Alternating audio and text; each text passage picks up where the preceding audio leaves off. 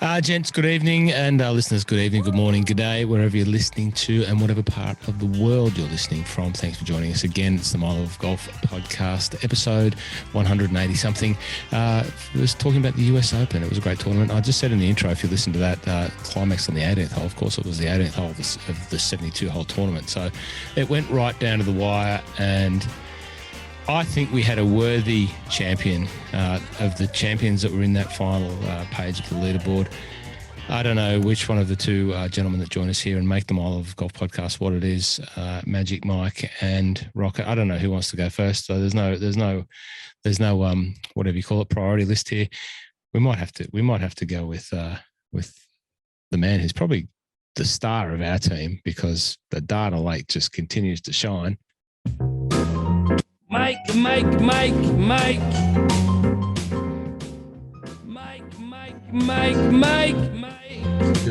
You're right. It was an early morning. It's been every day this week's been an early morning. You're a bloody champion, Mike. I just want to sing that. That's going to consume that song is going to consume me for the next 48 hours. I'm going to be walking around Drum and Golf Melbourne going, Mike. Mike, congrats on just another statistical piece of genius work.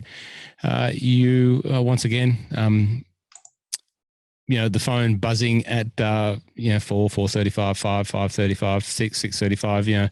I can tell that you guys are up and about. How was it for you? Just start from the start. Where did it all start? It started on for us, it's as for the people around the world that probably don't get to understand the pressures of major golf in Australia as a viewer. Our tournaments for the Masters and the PGA and the US Open normally start around 9 p.m. and then you kind of waking up at 5 a.m. to watch the back nine for the afternoon group. So it's a pretty random time to be watching golf. So for me, I kind of normally get in the habit of going to bed early, let Rocket take the night shift and yourself, and then I sort of get up at the wee hours. So it's normally a 4 or 5 a.m. start, but day one, I had some stuff on and I was busy with work and went to bed early but couldn't sleep and got up and watched from about 2 a.m. till 6 a.m. or 5 a.m. something like that. I remember getting a note from one of our listeners asking, Scott Carter. He said, "Did you sleep last night?" And I said, "I did, just not a lot, just on and off, just keeping up. A bit excited, it's a major." There's no hiding when you are up late watching, because people around the world can see when you're either on Instagram or on the Discord channel. Of course, when you're on the Mile of Golf Growing Discord channel, and what a great little channel that is for people to connect and comment on anything to do with the golf. It's not just what the podcast talks about; it's anything you want to talk about. There's a channel. There's do you call it a channel within the channel? What do you call it, Mike? The menus there's channels in the server, and you can talk about anything. And there's always someone there at some part of the world to comment. So I was talking to someone. There's someone there from the States, because I was chatting away to them at 2 o'clock in the morning. I remember that, and they were complaining about TV coverage. So there's a couple of guys from the States. One we know, Duggar, and then another chap who I met through the Golfers Journal, video creator who does beautiful video work. He's in there as well. People see you online and just end up having conversations at 2 and 3 in the morning, watching golf. It's bizarre, but it's fun. I did do the late shift the first 1, 2, 3 nights. The third night was a bit hard because with the smaller field, it's a later start. But the first 2 nights, great to start watching. Once again, Smiley Kaufman gets his runs on the board early and gets out of the feature groups, and he's breath of fresh air in terms of listening to someone who's been there and done that. I like listening to him. Rocket, what about you? Do you like listening to Smiley Kaufman and the feature groups early doors? Yep. Okay. I don't get because I get up later. Saving the powder, Rocket, for a little bit later. One word response. That's your welcome to the podcast, Rocket. How are you? Just keep it simple. Okay. Where's my music? Oh, sorry. Yeah, sorry. I'm too excited. I've rattled him. The executive producer. Okay.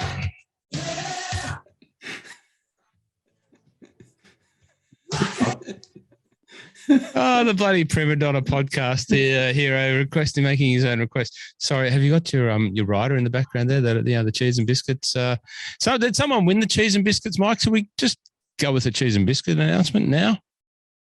Yes, we do. We do have a winner for cheese and biscuits. How did we win? How do we win the cheese and biscuits?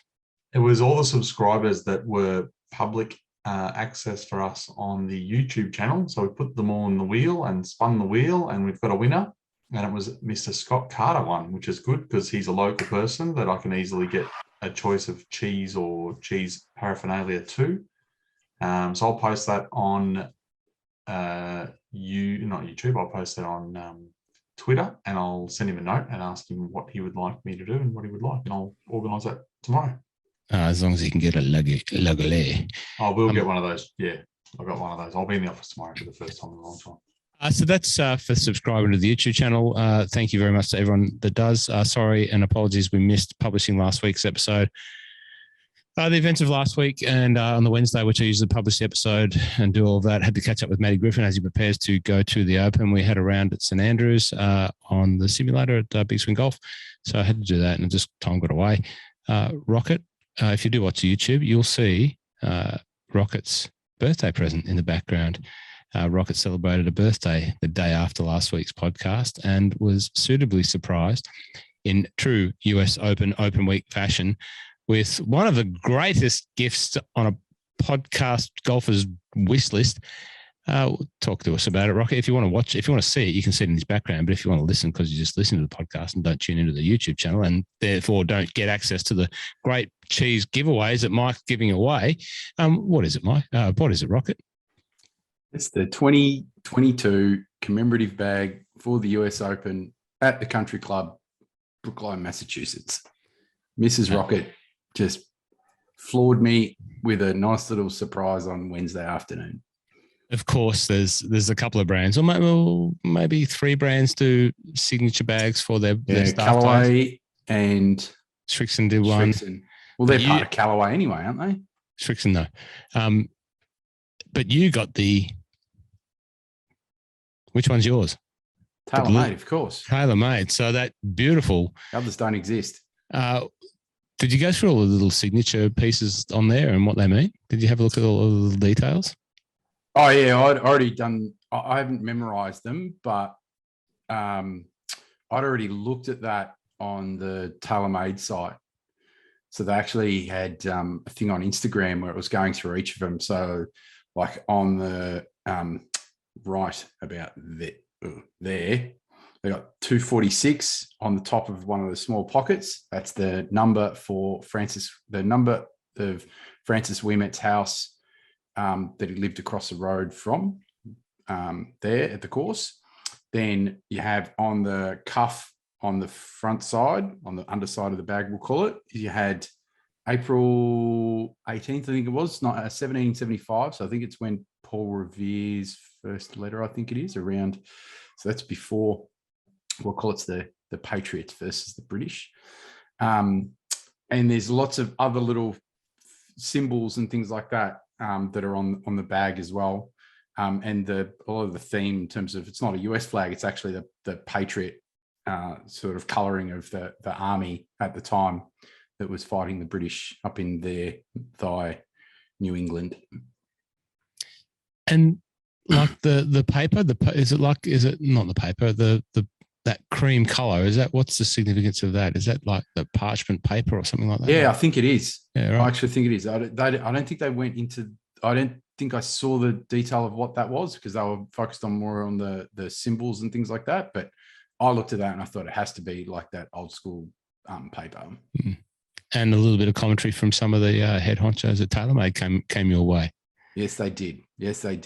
Very, very appreciative. Shout out to Matt Beauvais, who is the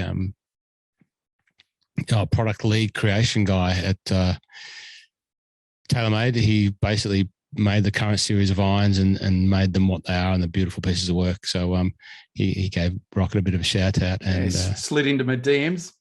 And just little things like that go a long way. And Matt's a great fella, and also a guest of the podcast some episodes ago. So you can go back and listen to Matt Bovee and myself chat about TaylorMade. All right, let's get into it.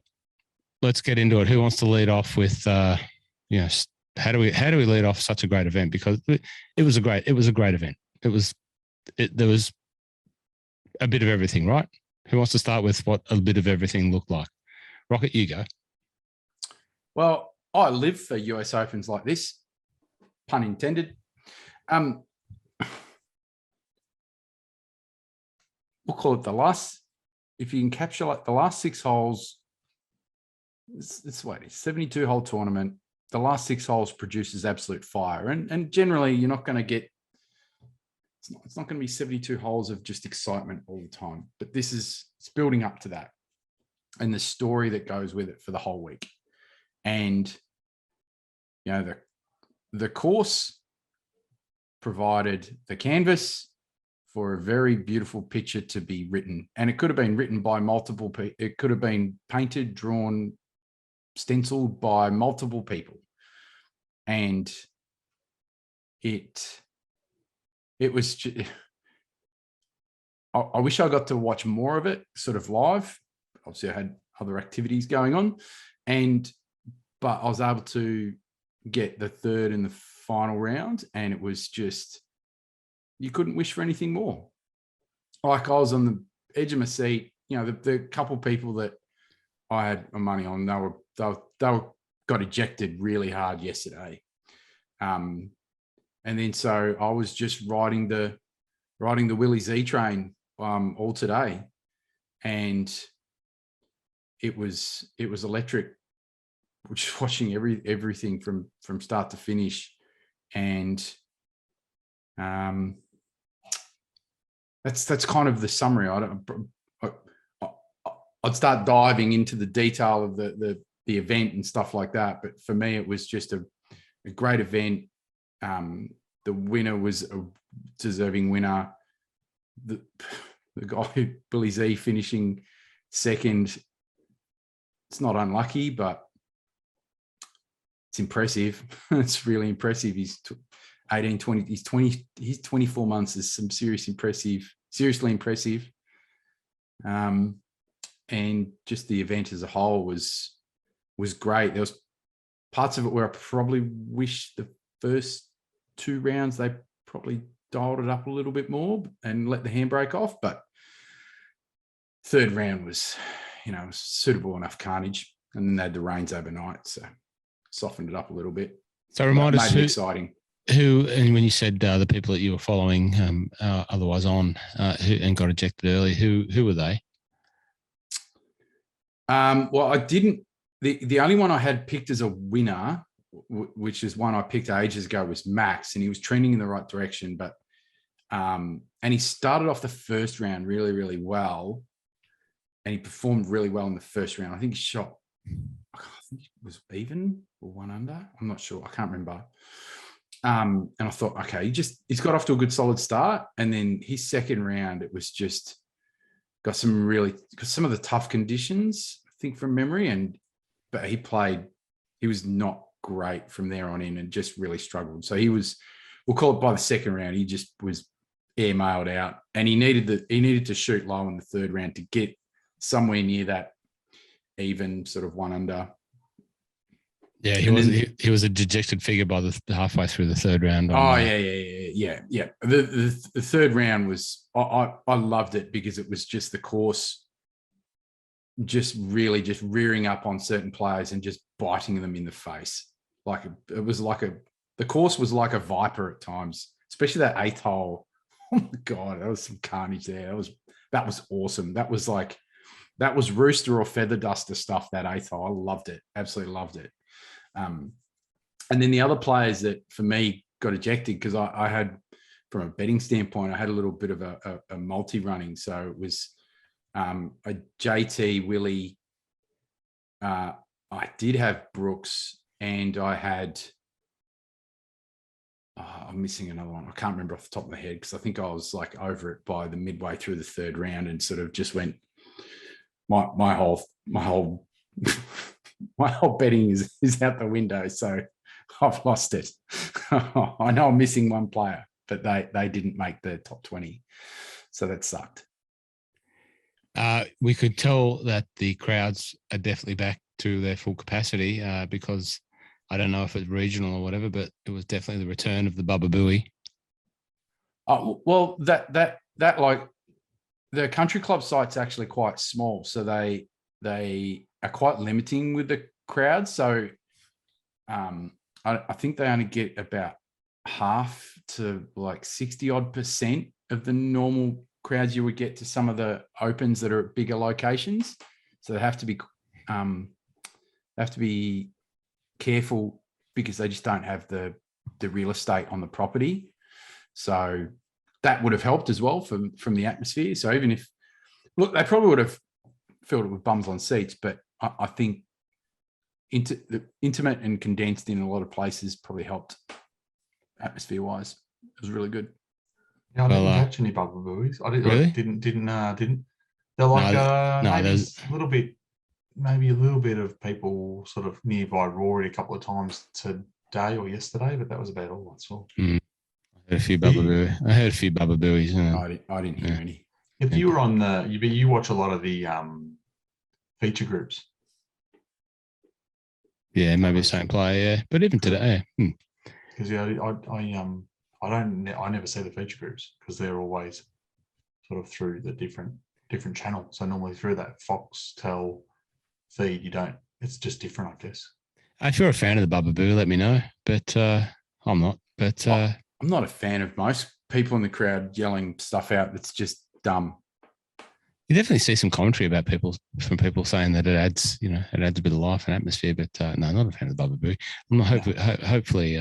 Life and atmosphere to what? Yeah, well, I don't know. I've just read those commentary on people. They usually gets a bit of chat going. Like the Mans and Bubba Booies, and I guarantee we won't hear any Bubba Booies at St Andrews next month. And if there's one next to me, there'll be an international incident. I bet you do. I hope not. The only thing that should be yelled out in a crowd is terminal velocity. Yeah. At a President's Cup. Oh, well, Peninsula Kings will you have to get used to terminal velocity when they host the 2028 President's Cup. When's that announcement? Does anyone know? I should know. I don't. I've got someone looking into it. I'll be in touch. My people will be in touch with your people. Okay. No, I'm fair income. Okay.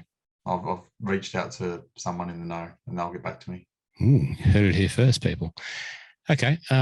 Mike, how did you, once you got past Thursday night, how did you get on board with the... Rocket summed it up well. I mean, I think it was pretty tricky first two rounds. It was a clear wave advantage to the guys that played early than late. They had a bit of, which we knew was going to happen. So you had quite low winds on the Thursday morning. So that was quite beneficial. And the guys went out in the afternoon on a course that were pretty baked out. And then the expectation was they'd get the opposites of that the day after. So the guys went out in the morning that had been out in the afternoon before on a pretty tough course. But because it was so tough and the wind was up, they couldn't let that happen. So they had to water. So the guys that had copped the pretty nice day the day before ended up copping a pretty nice day the day after. So I think the difference is about 2.5 shots difference between the guys on average. So that's a big difference. So the guys like, Max and those guys, they were kind of hiding to nothing. The part that probably made me nervous was because I did another podcast around their betting, and I have to name one person that can't win. So I pick my picks, but then they say, who's the person that's up the top of the market that you don't think can win? And I said, Scotty Scheffler. So he was the bloke that was making me extremely nervous all week to look like a complete deal. So I was most nervous about him at the half because he was playing well, but two, he'd come through the hard side of the draw. So he was the one that was making me pretty nervous. And I think a lot of people at that point were sort of sitting there going, especially at the end of round two, they were expecting Rory to really kick on because he got that easier wave and they were saying, right, he's going to come forward here and really take a hold of this, but it didn't quite happen. And then, I think by the time the tournament got towards the end, the best players were there. The guys, everyone's got talent that's in this field. Guys that were probably batting above their average. Some of the guys we talked about last week, like Aaron Wise and Joel Damon, and that they really got the most out of their week, and a couple have gone forward. And for Joel to hang on, that was really, really good to see him play in a tournament that he didn't expect to play well in and do it. Seamus Power came up quite late. Danny McCarthy played really well late, but if you look at the top of that leaderboard, Fitzpatrick, Scheffler, Zalatoris, Matsuyama, Morikawa, McIlroy, like that's the cream of the crop. Superstars of the game. Yeah, and I'm not just saying this because I liked him in Fitzy, because I don't we've spoken about. I actually don't think putting with the stick in and his demeanour, I don't love it at all. But it doesn't mean I'm not going to pick him to win. I think he was probably the person that was most deserving to win. I think Zalatoris was so good. He was probably I was a little bit nervous for him early doors today because he had 2 early bogeys, and I thought, he could really blow up here, but he fought back really, really well. And I think one of the things that went in his favour late today was he started aiming for flags that he couldn't do before, but had to, just because he had to make up some shots. I think he was about 4 back at one point. Scheffler was unbelievable with his irons. But around the greens, he was horrendous. So it was really funny. Whenever he was playing a bad hole, it was because he got stuck in a spot that he hadn't hit a green on. He's chipping on a couple of holes, especially Saturday, I think it was, where he chunked 2 chips in a row and one roll back to his foot. Like, you can't do that. So Fitzy kind of had a good all-round week. The worst thing that he did was his putting in his strokes gained numbers, but one of those reasons is he hits nearly every bloody green. I think he hit 17 greens today, 16, 17 greens. 17 greens. Yeah. It was 8th hole where Scheffler. It was the one you said before, yeah. Oh, it was so good. I love that hole. And Fitzy did the same every day. He hit the driver, and then he pulled out the wood, and he aimed to that right side that sort of just was enough so that you could be poking away, and it wasn't going to grab that ridge and false front and come all the way back down the hill. I reckon he hit the same shot 4 times. Yep. And he executed it perfectly. And he obviously felt comfortable there. He won the AM there, which we talked about. He stayed with the same family. He had good vibes going, which is good. And and look, I know we'll talk a bit more about it, but that final hole, I think I've watched a lot of golf. I've watched a lot of golf, and it was funny because I was really nervous all day. And I think I sent both of you a message. I think I spent the last back 9, nearly the whole back 9, standing up watching because I couldn't sit down. But I was probably, when Fitzy got in that bunker, and Rocco's going to give us a rundown on the bunker, when he got stuck in there, I was like, I'm reasonably confident he's going to get to the green, but I'm not confident that Zalatoris isn't going to make a birdie on top of him and still either tie him, or if Fitzy makes bogey here, it's going to be a 2-shot swing and he's going to get rolled. So for when he hit the green, I was happy. When Fitzy missed the first birdie putt, I was resigned to the fact that Zalatoris would make that birdie. I thought there's no way. He's seen the line. He's got everything here. He just needs to give it any sort of pace and it's in. The Rocket, the bunker shot. Everyone, the feed, the question came through on the Discord. Tell us, what's your feedback? Well, the question is, where does that bunker shot rank in bunker shots in golf? So I'm going to assume that's based on the majors. Okay, I was going to say I can only think of one bunker shot that I think of every time, then it's on a major. So you go. Which one? Tiger Woods Canadian Open, the one where he hits like a 8 iron. The 6 iron. No, the 6 iron from 210 over the trees. From miles away, over the water. Yeah, par 5. Over to the back of the green, chips up, makes birdie, wins by a shot. Yeah, that was ridiculous. Yeah, that was insane. I think that was the first. Yeah, that was 2000. And I think that was one of those times when everyone's just like going, you're not supposed to do that. Well, the other Tiger one, which wasn't too far after that, was 2002 PGA at Hazeltine on 18, where he was standing outside of the bunker and the ball was down below his feet, and he's hit this 3 iron over the trees to like about 5 feet and made the putt for birdie, like in the second round or something like that. That, from just purely ridiculousness, that's insane. But then you go with bunker shots that have pressure attached to them, and so you could throw 86 not Larry, that's 87. Oh, it's still etched in my memory. Bob Tway at the PGA when he holds a bunker shot from against the Shark, but that's just from greenside bunker. You could go to Ernie in. How many of these have you got, Rocket? You haven't written them down or anything? Like you just go from memory here? Have we got like 10? No, Yeah, look, I did a little bit of research to make sure I haven't missed any. Can we do a top 10? Enough to do a top 10? Like, because Bob Tway, if there was a top 10, Bob Tway. Oh, no. So there's not enough for a top 10 of ones that are notable from winners in majors, because you're talking about bunker shots, right? There's only a few. Like the Country Club, the first one that came to mind was Curtis Strange, his bunker shot from the front of the trap on 18 in regulation he's hit it like stone cold to force to get into the playoff with Faldo. Actually, no, Faldo putted last, so he had a putt to win, but they ended up tying. Then you could go to, obviously there's the Tway one, then there's the, it wasn't in the final holes, but there was the Ernie Els one. Actually, 02 was quite epic actually then. Ernie Els at Muirfield from one of the pot bunkers. I can't remember which par 3 on the back 9, because I wasn't watching a lot of golf in the early 2000s. There is a good par 3 on the back 9. I can't remember the numbers, but it might be 13 or something like that. There's 16 and I was thinking 11, but I'm thinking of maybe St Andrews then, so it might be 13 then. But then the other one that's the most famous from a last hole, then you've got 88 Masters with Sandy Lyle. So he hits iron off the tee. People don't realize how long he was with the old butter knife, the one iron. 88 Masters, final hole, hits iron off the tee for safety, hits it into the bunker, got 155 to go with the pin in the front left, bit of a traditional one, and he hits 7 iron, which lands behind the stick up on the bank and rolls back, and then he makes the putt. So that's probably, we'll call it the most famous one. If you were to go bunker shots because of pressure, I would rate fairway bunker shots probably ×2 in terms of hardness compared to ones around the green. But I would probably put Fitzy's in the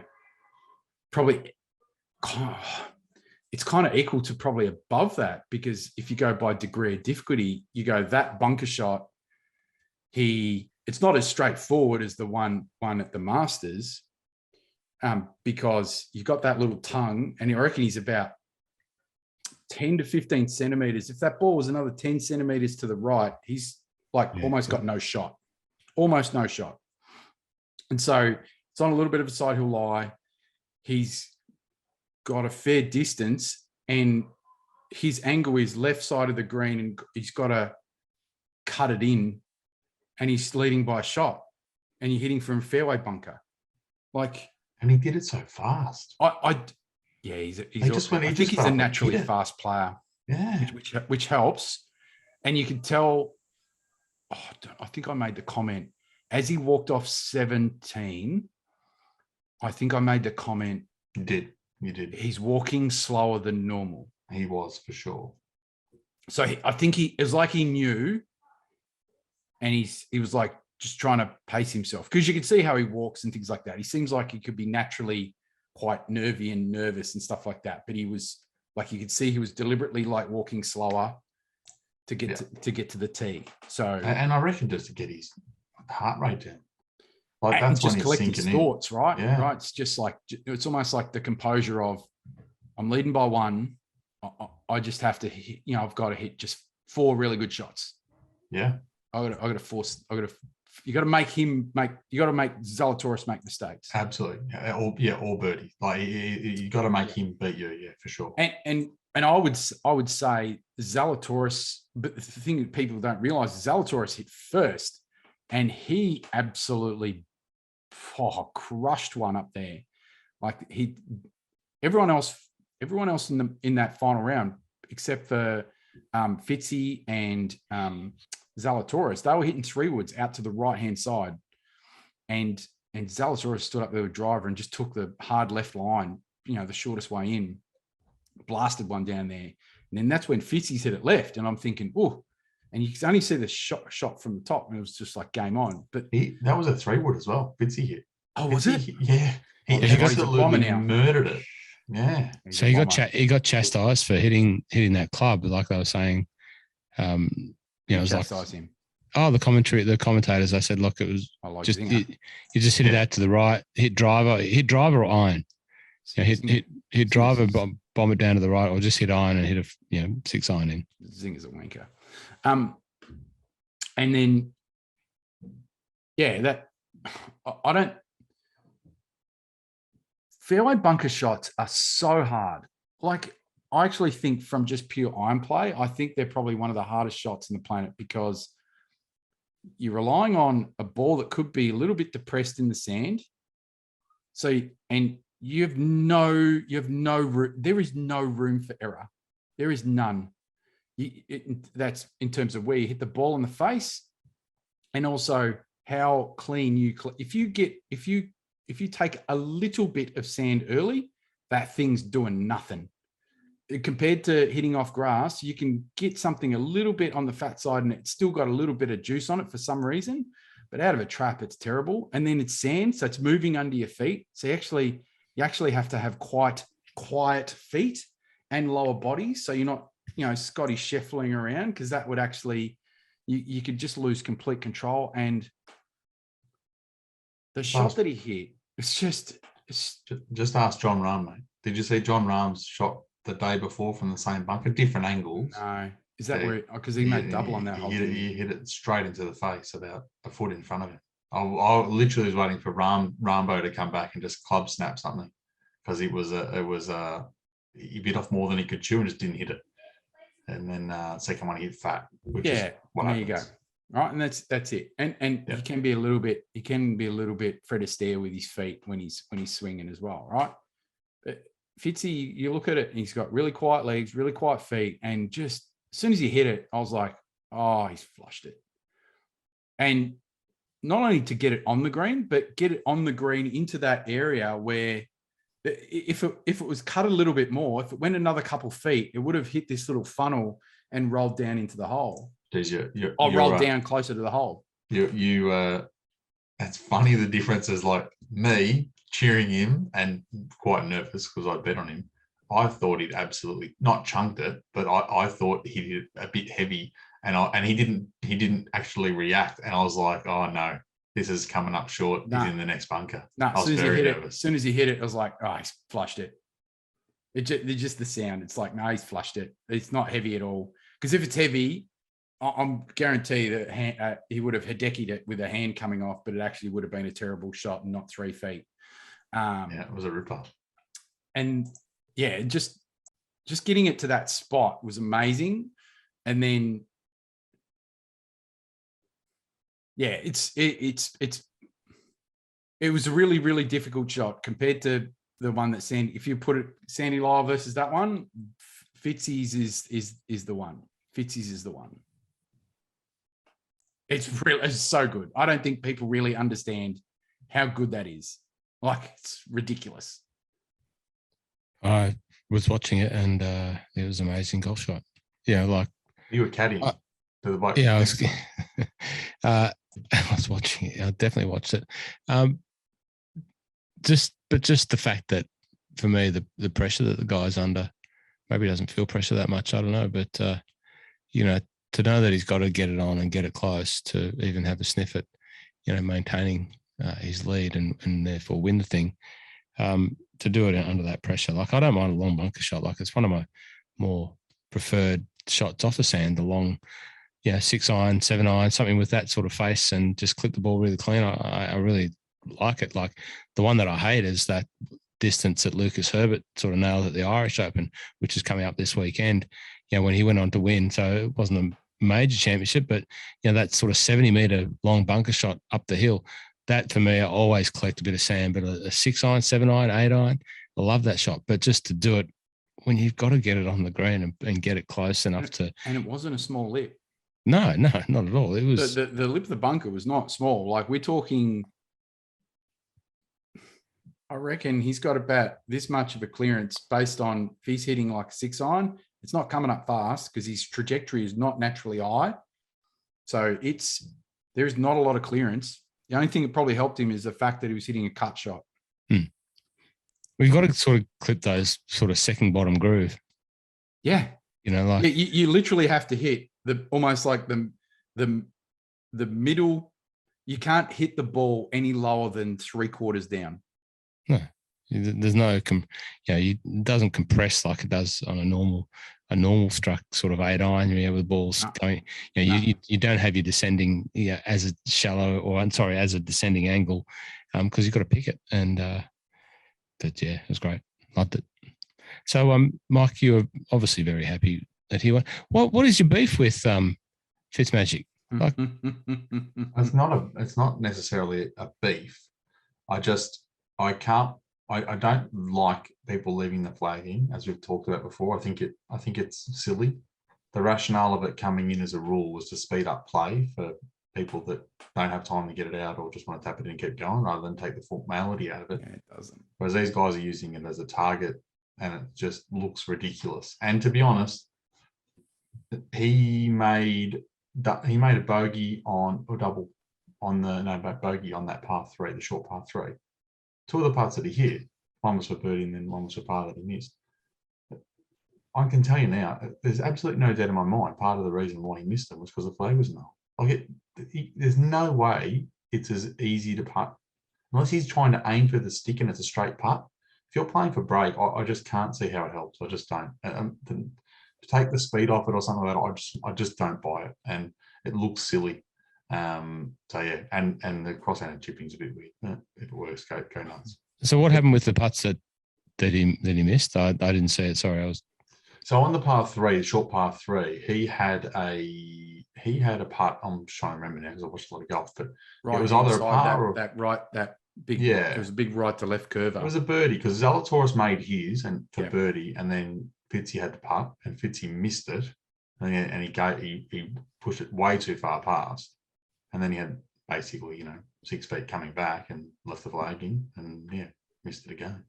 So from a birdie putt, made bogey. And even then, when they cut away, I'm always nervous. I'm thinking, he's going to leave it in from 2 feet and miss this one. So yeah, it's not a beef. I just don't. There's not a lot of. He's not a player that I would sit there and go, God, I really can't wait to see that bloke play golf again. He's not. He's not Tiger Woods. So you're not following. Not many are. You're not going to St Andrews to the Open and following Fitzmagic around, even though he just won his first major. No. Okay. Nah, see, when Mike bet on Fitzy, it was to grow the game. That's it. Yeah. It's not about it's not about blokes I like. I've never bet on half the people that on tour. To grow the game and spend more time with his family. That's it. No, well, that's a great question though. If I was going to the Open and I had who do you follow? If I had 5, I'll tell you right now, and I'll tell you how I know who the 5 would be, because I had to do something before, which I want to talk to you about. 5 players would be Rahm, Cam Smith, Morikawa. Who else was there? I like to look it up now. They'd be the first 3 that I'd be going, yep, I want to. Justin Thomas, that's 4. And then I'd have one more. I can't remember. It'd be Max or Joel Damon or something like that. They're the guys that I'd want to go and watch. Not Rory? No, okay. Okay. Look, I know people love Rory, and I respect Rory as an exceptional golfer, and he hits the ball miles, but no. He's close again. He was thereabouts, but not converting. 3rd round wind again. Yeah. No, he's knocking on the door. I could see him certainly winning one coming up, like we talked about last week. He's 33. He's got time on his side. His biggest problem this week was his strokes gained around the green. He ranked 63 of about 63 that made the cut. Round 1, he was ranked 132nd in strokes gained around the green, 123rd in round 2. Round 3, 57th was right up there, and then he did okay today. But yeah, you're not going to play a course like that without being able to gain strokes around the green. So, sorry, Rock, are you going? Who's going? I was going to ask you two who you're going to watch. Who are you 5?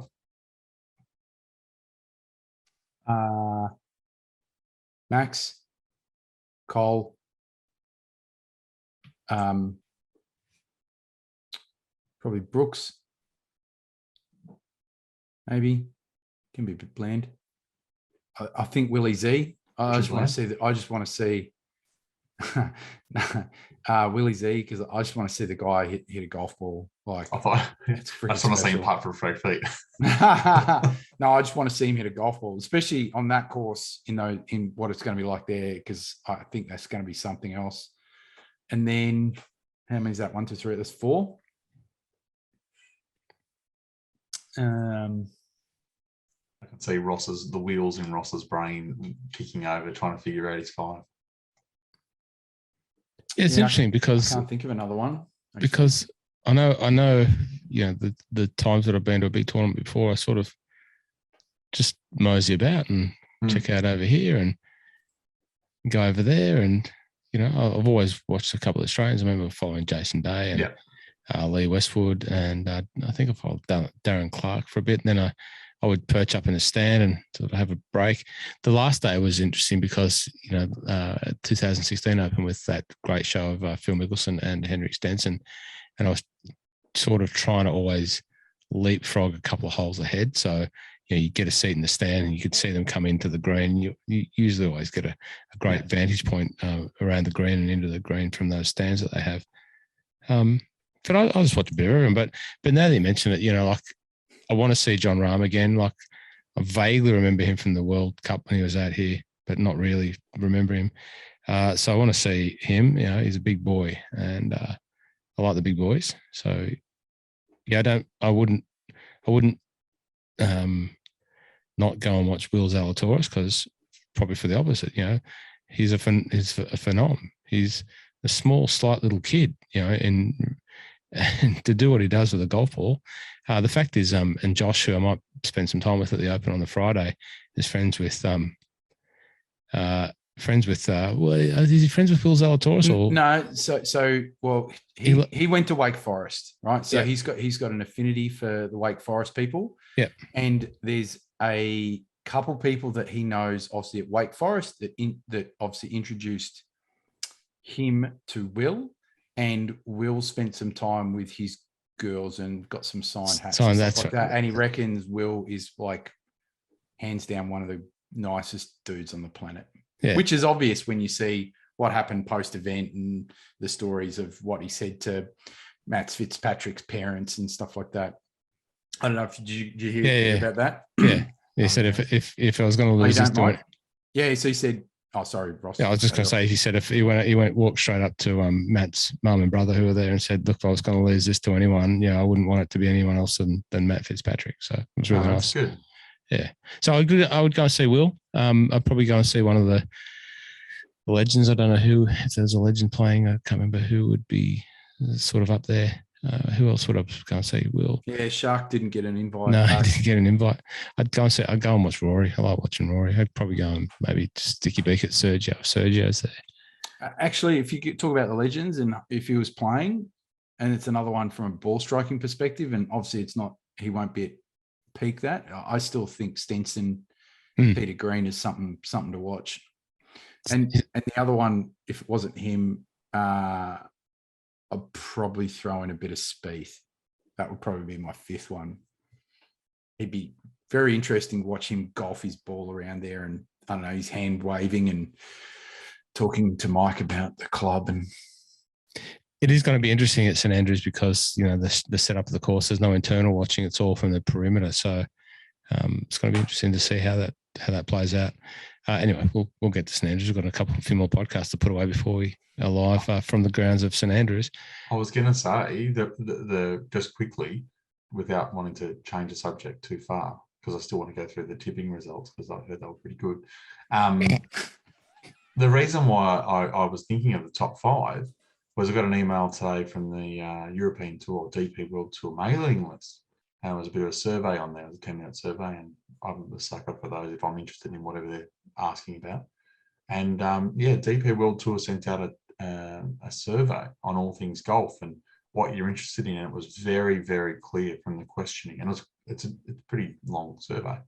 that they're really having an assessment of where they go and what they're going to do next. Because the questions were things like, of these tournaments, which ones would you be interested in seeing? It was like all their headline tournaments, plus Ryder Cup, plus all the majors, and the Live event in London was on there as well. And it was only like, say 15 tournaments that were listed there, but Live was listed. And it was like, when you go to a tournament, what do you want to see? And things like, live music, how do you rate that? Over and above things, do you prefer, are you interested in seeing shorter tournaments? Are you interested in seeing different formats? So it was a really interesting survey. If anyone is on that mailing list and has got it, go and do it, because I think you can read as much into the questions as what they're trying to ask you, as get a bit of information out of it. I like doing those. I do the one for the PGA Tour as well.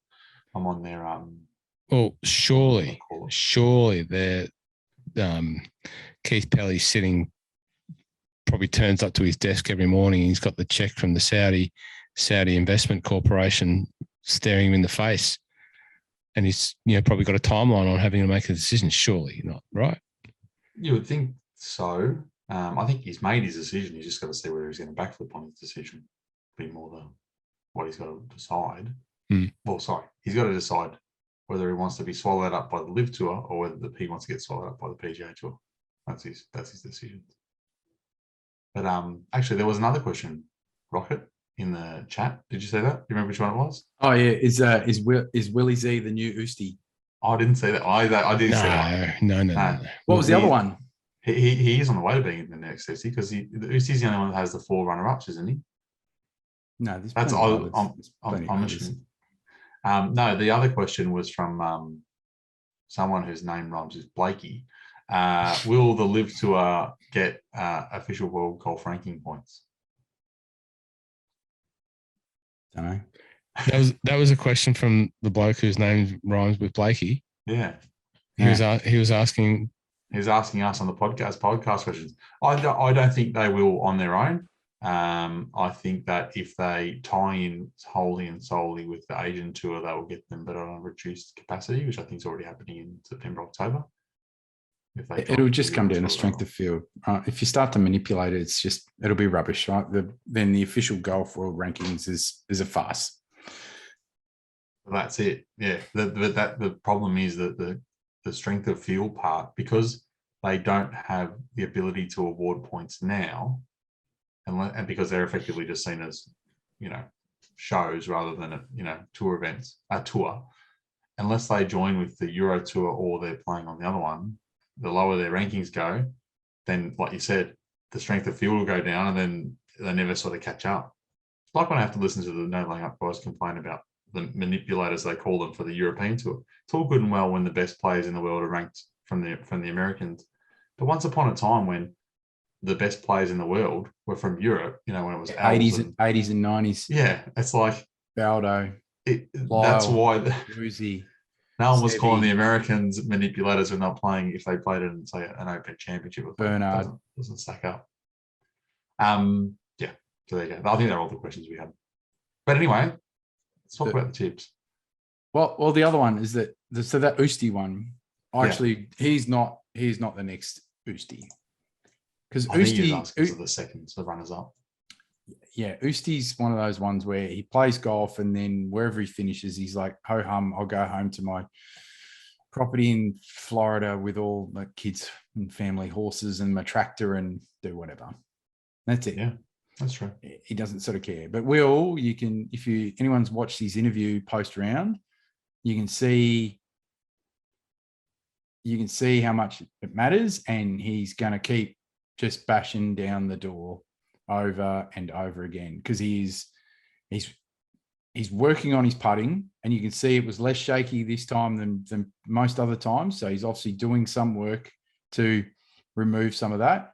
His ball striking was electric, and it was interesting because I never heard anything earlier in the week about obviously the hip problem. So whatever his hip, I'm going to make the assumption, because I couldn't find which one it was. I'm going to assume it was his right hip, because he was blocking a lot of tee shots, and then the ones that were left were those little flippy hand sort of things. So He'll win a major sooner rather than later, like within the next. Oh, absolutely. Absolutely. Absolutely. I hope so.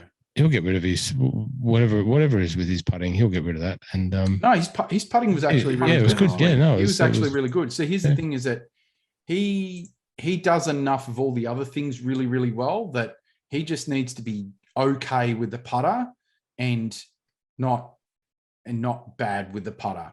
As long as his normal tee to green game is there, he's actually really good with his wedges and around the greens. He's like, I think it's quite underrated, and he just needs to be okay with the putter. He's like Mike said this many times before. He just needs to have one of those Colin Morikawa weeks and something like that, and he's in good condition. His short putting is horrendous.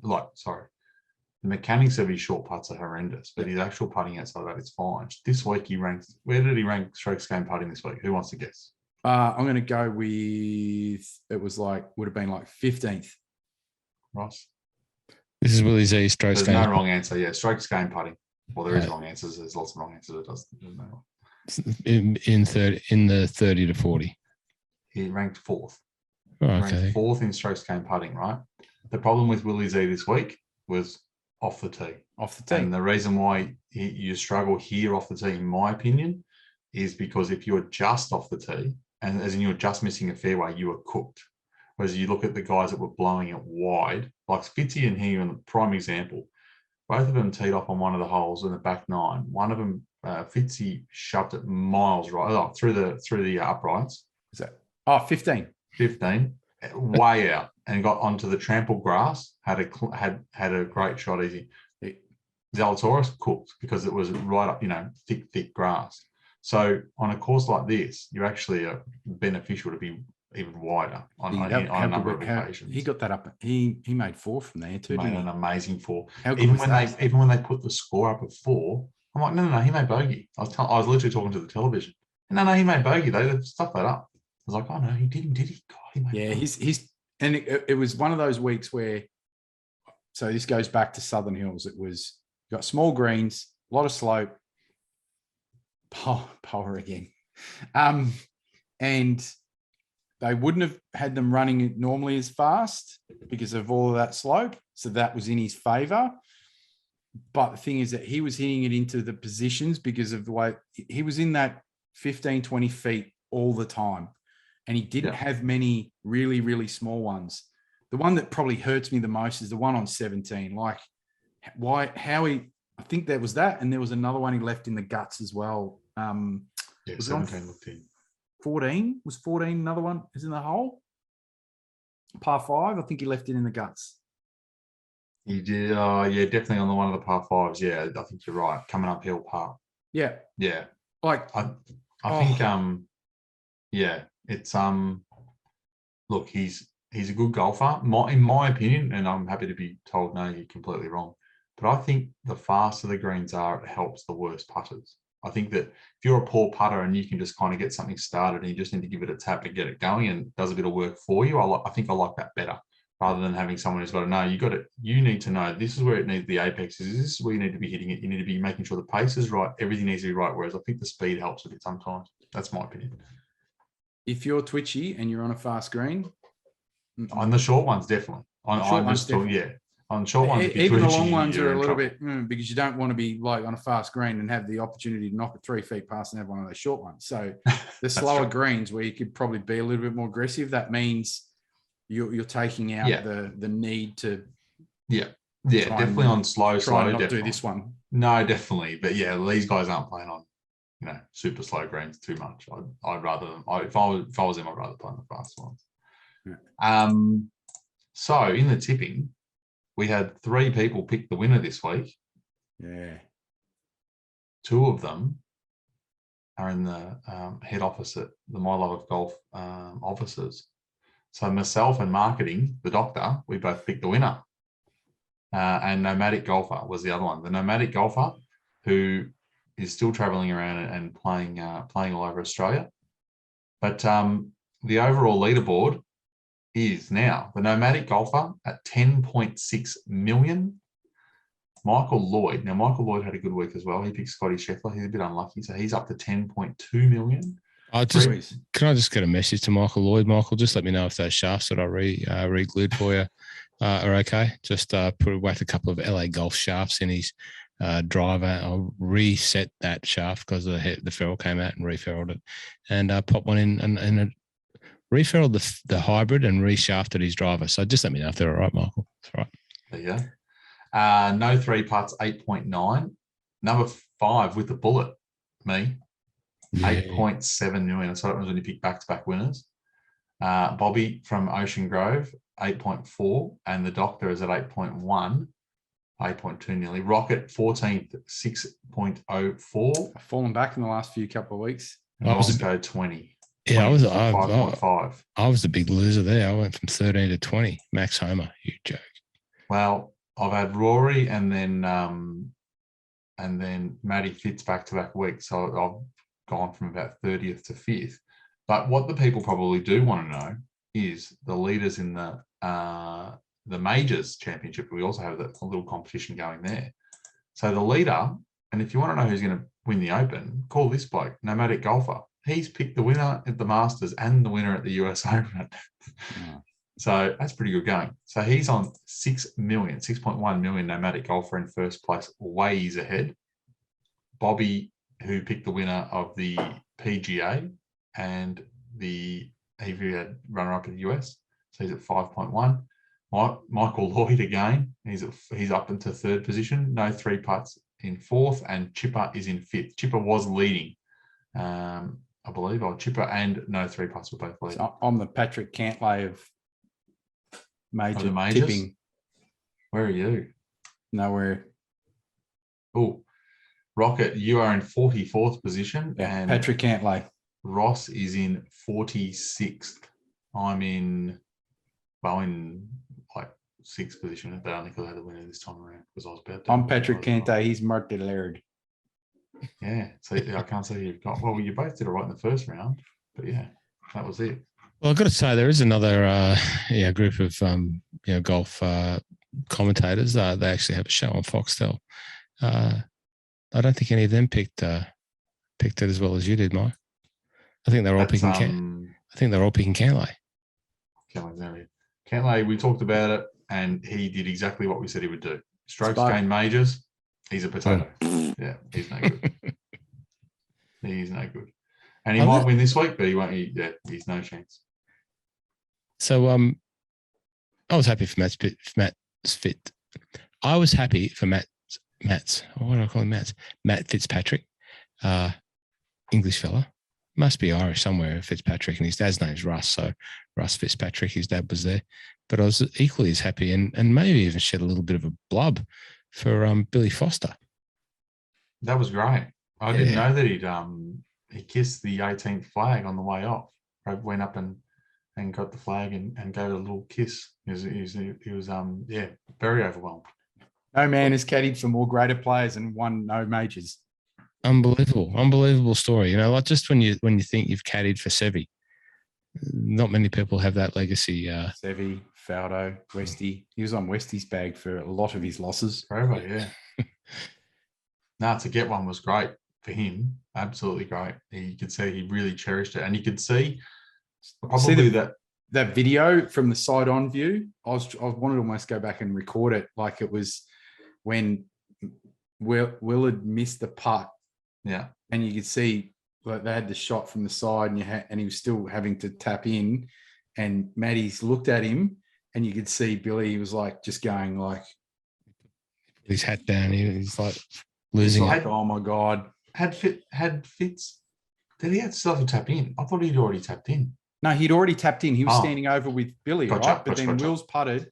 He's missed it. So as he's missed it, then they've done a camera shot to Fitzmagic. Yeah. And he was just smiling, and he was looking at Billy Foster. Yeah. So he was like, you could see him sort of going, like it's the reality's hitting him, and he's like grabs his hat and he's sort of pulling it down. And I reckon he almost wondered which one was the player and which one was the caddy there for a second. Yeah. I reckon I first noticed it properly on 17 when he hit that putt that he just fairy tapped it down the hill and it rolled up, and he had a laugh that like I couldn't have done anything there. I wasn't hitting that any harder. Yeah. And he turned around and they're having a real solid like I've never seen two more relaxed bloke walking up. It was like he had a 6-shot lead or something. I'm like, what am I missing here? And that's when he started to do that slow walk just to calm down. That was the first time when I was like, okay, they feel really comfortable here. This is good. Then he hit it in the bunker, and I was sweating again. I was all over again. I was very nervous. I lost all my hair. Still on the caddy theme. Does anyone have any mail on Willie Z's caddy? My doppelganger, allegedly. I've got several messages. He's been on his bag forever. Yeah. But I think he was. Now, I could actually have the wrong player. Now, I believe when he was on Willie Z's bag and even on the Corn Ferry. All right, Corn Ferry, the players barely make enough to make a living. So then you think if you're a caddy, you're living out of a soup tin. I've heard stories about Joel Damon talking about his caddy Gino in terms of he spent 3 years, basically mortgaged his home to help Jolie D on tour and stuff like that. Basically was earning zero money. His wife, Gino's wife, was the one that was the breadwinner, sort of like to fund him being Joel Damon's caddy. Like, it's insane, right? So you think Corn Ferry Tour making zero money. Apparently he was nearly going to lose his house when Willie caught fire in 2020. And then so he had that run through started at the US Open and then ran through 2020. And from there was earned enough by the time he got to the Masters to be able to, not lose his house and be able to sort of pay it off. I just looked him up then. So he's two people that he caddied for before Willie were Charlie Beljan and Bitcoin. John Merrick. So he's not making a lot of money with those two. No, he was coaching some golf in Los Angeles as an assistant coach, and he was also did a little bit of basketball, outside of the States as well. But yeah, well, thanks to Adam Siamas, one of the staff at Drummer Golf Melbourne, for sending me a picture this afternoon. He's going, hey, you look like this bloke. Obviously, I posted that just to get a reaction, and several other people said, yeah, no, that's on the spot on.